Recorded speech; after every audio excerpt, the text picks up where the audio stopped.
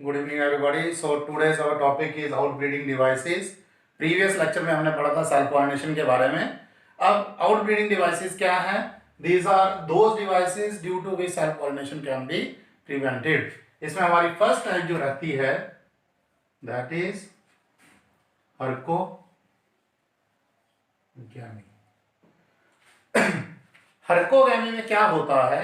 Morphological barriers create होंगे between anther and stigma of the same flower so that cell pollination can be prevented। तो इसमें क्या होगा? Morphological barriers between anther and stigma of same flower so that cell pollination can be prevented। हिरकोगैमी में example जो रहती है that is of Calotropis. The next type is self incompatibility.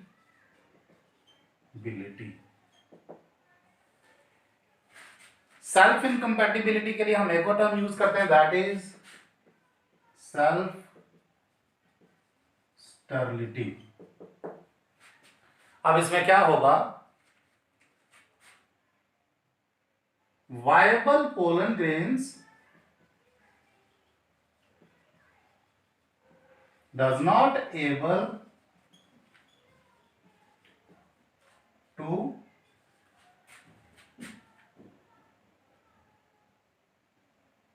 interact with stigma of same flower। Example tobacco. Self incompatibility को समझेंगे। Self incompatibility को हम जो second term provide करते हैं दैट इज सेल्फ स्टेरिलिटी। अब इसमें क्या है? बाइसेक्सुअल फ्लावर है बट बाइसेक्सुअल फ्लावर में जो पोलन ग्रेन्स हैं they are viable, they have capacity to fuse with the ovary और मैं बोलूंगा ovule of the same flower. But viable pollen grain होने के बाद भी जो है वो इंटरैक्ट जो है सेम फ्लावर के स्टिग्मा के साथ नहीं हो पाएंगे। मीन सेम फ्लावर का जो गायनोशियम फीमेल रिप्रोडक्टिव पार्ट है वो इंटरैक्ट मीन उसके साथ फ्यूज नहीं करेगा। किसके साथ? वायबल पोलन ग्रेन के साथ। और सेल्फ इनकम्पैटिबिलिटी में जो हमारी एग्जांपल रहती है that is tobacco. Then third type unisexuality. Unisexuality को हम डिक्टिनी भी बोलते हैं। अब इसमें क्या है? यूनिसेक्सुअलिटी में मीन एक प्लांट है उसमें हमें only unisexual flowers are seen whether it is male और फीमेल। अब यूनिसेक्सुअल फ्लावर हुए तो क्या होगा? सेल्फ पॉलिनेशन नहीं होगा, क्रॉस पॉलिनेशन ही होना है उसमें। तो यूनिसेक्सुअलिटी जो है इट इज सीन इन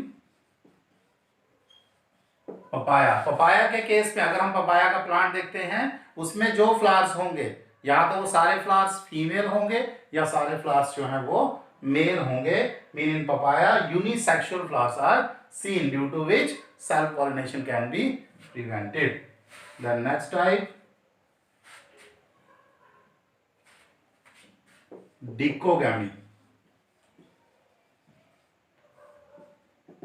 अब डिकोगैमी कंसेप्ट में क्या होता है?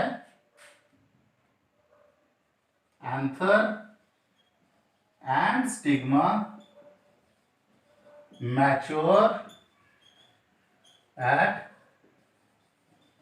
Different time. बाइसेक्सुअल फ्लावर ही है but anther and stigma they mature at different time. अब इससे होगा क्या? इससे ये होगा जो सेल्फ पॉलिनेशन है वो नहीं होगा और क्रॉस पॉलिनेशन आकर होता है। बट डिकोगैमी को हम फर्दर टू कैटेगरीज में डिवाइड करते हैं। इफ एंड्रोशियम मैच्योर्स फर्स्ट, अगर androecium male reproductive part matures first it is known as proto Andriy.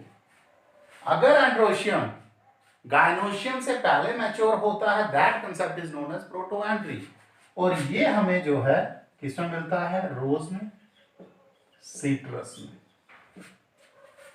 अब दूसरे कंसेप्ट में क्या होगा, इफ गायनोशियम मैच्योर्स फर्स्ट, ऊपर क्या है, एंड्रोशियम मैच्योर्स फर्स्ट, इस केस में क्या, gynoecium matures first, then the concept is known as protogyny. Example is apple. तो हमारे पास 4 ऐसे जो है यहाँ पे कंसेप्ट हैं जिनकी वजह से क्या होगा, self pollination can be prevented, and these are known as out breeding devices. First is herkogamy, morphological barriers between anther and stigma of same flower, example calotropis. Second, self incompatibility also known as self sterility. इसमें क्या है, viable pollen grain interact नहीं कर पाएंगे with the stigma of the same flower, example is tobacco. Then unisexuality, it is also known as dictyny, only unisexual flowers are seen in the plant, example is papaya. And fourth is dichogamy, इसमें क्या होगा, anther and stigma mature at different time, androecium mature first, protoandry, example rose. Gynoecium matures first, protogyny, example is apple. These are outbreeding devices. अब next जो हमारा topic है that is cross pollination. So after outbreeding devices हमारा जो next topic है that is cross pollination. First of all it's definition, transfer of pollen grain from anther of one flower to stigma of another flower of different plants but of same species, that is known as cross pollination. अब cross pollination में जो है हमें different agents, biotic and abiotic agents की जो है requirement रहती है। On the basis of agents whether they are abiotic और बायोटिक, क्रॉस पॉलिनेशन को हम फर्दर क्लासिफाई करते हैं, इसकी टाइप्स बनाते हैं, like entomophily, entomophily, anemophily, hydrophily, कायरोपटेरोफिली,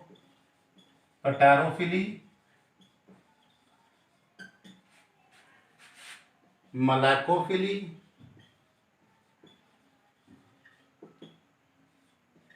ornithophily, serpentophily. अब ये जो मैंने टाइप्स यहां पे मेंशन किए हैं, मैं एक एक टाइप को बता रहा हूं। देखिए ये जो टाइप्स हैं, ये टाइप्स किसके बेस के ऊपर हमने बनाए हुए हैं, किस बेस पे क्लासिफाई होते हैं, on the base of agents, biotic है या एबायोटिक है। जैसे कि फर्स्ट है हमारी एंटोमोफिली। एंटोमोफिली में क्या हो, cross pollination occurs by insects. Anemophily, cross pollination by air. Hydrophily by water. Chiropterophily by bats. Malacophily, malacophily में क्या है, snails. Ornithophily by birds and serpentophily by insects. और ये जो डिफरेंट टाइप्स हैं they are due to different agents, biotic या फिर abiotic. कुछ टाइप्स को यहां पे हम एक्सप्लेन करते हैं। फर्स्ट टाइप जैसे हम लेते हैं एंटोमोफिली। अब एंटोमोफिली जो है इसमें cross pollination occurs by insects. अब इंसेक्ट्स को अट्रैक्ट करने के लिए फ्लावर्स जो हैं कुछ एडाप्टेशन शो करते हैं, like flowers are showy, attractive होंगे, they are big, they have nectar, they have fragrance. कुछ कैरेक्टरिस्टिक फीचर्स हैं उन फ्लावर्स के जो एंटोमोफिली क्रॉस पॉलिनेशन शो करते हैं। फ्लावर्स प्रोवाइड स्पेस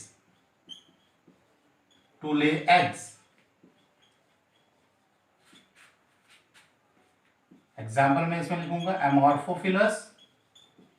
एमॉर्फोफिलस जो है जिसे हम जिलिकन भी बोलते हैं कॉमनली, एमॉर्फोफिलस का जो फ्लावर है वो एरिया प्रोवाइड करता है किसके लिए, टू ले एग्स।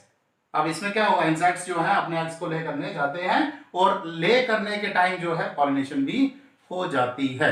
तो इसमें जो है एंटोमोफिली में क्या होगा, फ्लावर्स शो ही होंगे, बिग होंगे, नेक्टर होगा उनके पास, fragrance to attract the insects.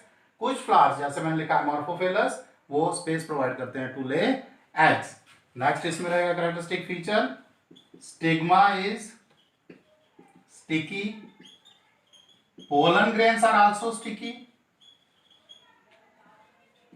Stigma और पोलन जो है, pollen grains, they are also sticky. अब स्टिकी है तो इंसेक्ट बॉडी के साथ जो है अट्रैक्ट होंगे और इजीली जो है वो वहां पे जो है पोलन जो है स्टिग्मा के ऊपर जाके जो है वो कनेक्शन अपना कर देंगे, due to which pollination occurs. Next जो टाइप है that is anemophily.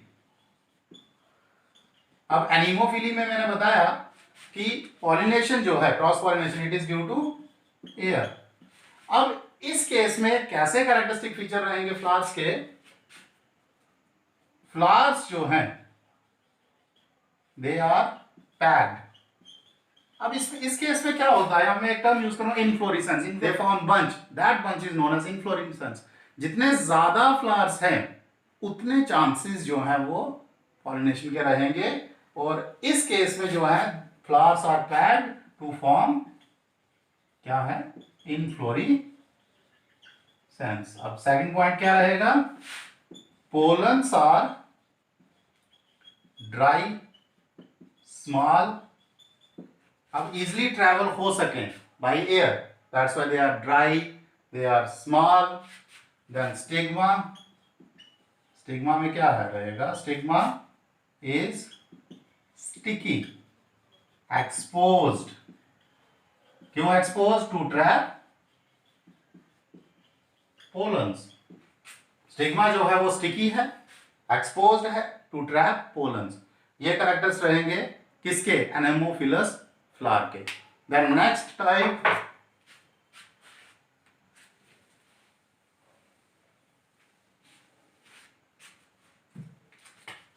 Third type is hydrophily. अब हाइड्रोफिली में क्या हुआ, cross pollination occurs by water. अब इस केस में क्या होगा, हाइड्रोफिलस जो फ्लावर्स हैं जो हाइड्रोफिली शो करते हैं उनके क्या कैरेक्टरिस्टिक फीचर्स हैं, pollens are covered by mucilage to prevent decay. Pollen grains जो है उनके सराउंडिंग जो है म्यूसिलेज लेयर जो है, म्यूसिलेज की कोटिंग रहेगी, जिसकी वजह से क्या होगा, डिके जो है वो नहीं होगा due to water. They float, mean pollen grain float in the water.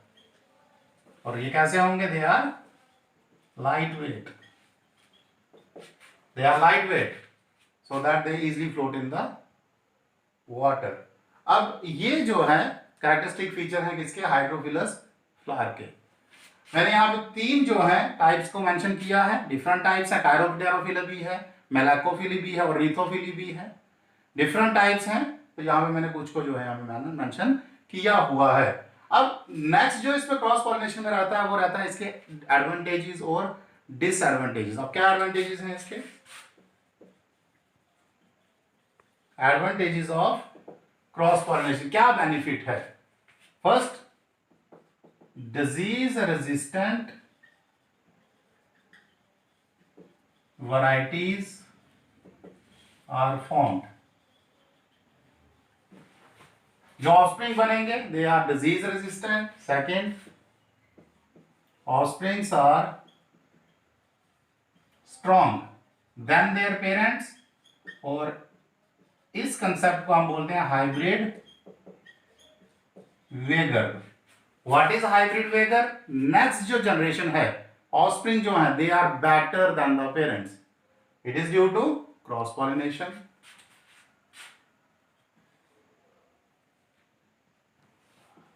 New varieties are formed, genetic recombination, अब मैंने बताया इसका डेफिनेशन में क्या था कि भाई टू डिफरेंट फ्लावर्स हैं और डिफरेंट प्लांट्स के ऊपर हैं बट ऑफ सेम स्पीशीज, उसकी वजह से क्या होगा, जेनेटिक रिकॉम्बिनेशन, जीन्स जो है वो एक्सचेंज होंगे जिसकी वजह से न्यू वैरायटीज जो है वो फॉर्म होती हैं बाय क्रॉस पॉलिनेशन। नेक्स्ट अब इसमें रहेगा डिसएडवांटेजेस भी हैं इसके, वो क्या हैं डिसएडवांटेजेस देखेंगे। So disadvantages of cross pollination are, first, it is not economical. Why cross pollination is not economical? Simple way है इसमें दिखाएंगे। देखिए not economical क्यों है ये, because large number of pollen grains are formed. इसी वजह से जो प्रोसेस है क्रॉस पॉलिनेशन का वो क्या है, not economical. Then second point, chance factor present. अब चांस फैक्टर क्या है, स्टार्ट में मैंने ये बताया कि क्रॉस पॉलिनेशन किस पे डिपेंड करती है, फैक्टर इसमें सॉरी एजेंट्स के ऊपर, बायोटिक है या एबायोटिक है।